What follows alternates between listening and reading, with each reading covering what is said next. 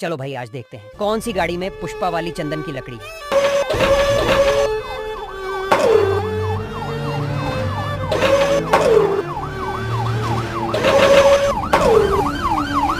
लगता है ये वाली गाड़ी में है, लेकिन इसे देखने से पहले अगर आप भी अपनी माँ से प्यार करते हो तो इस वीडियो को लाइक करके चैनल को सब्सक्राइब कर देना और साथ में कमेंट बॉक्स में माँ लिख कर जाना।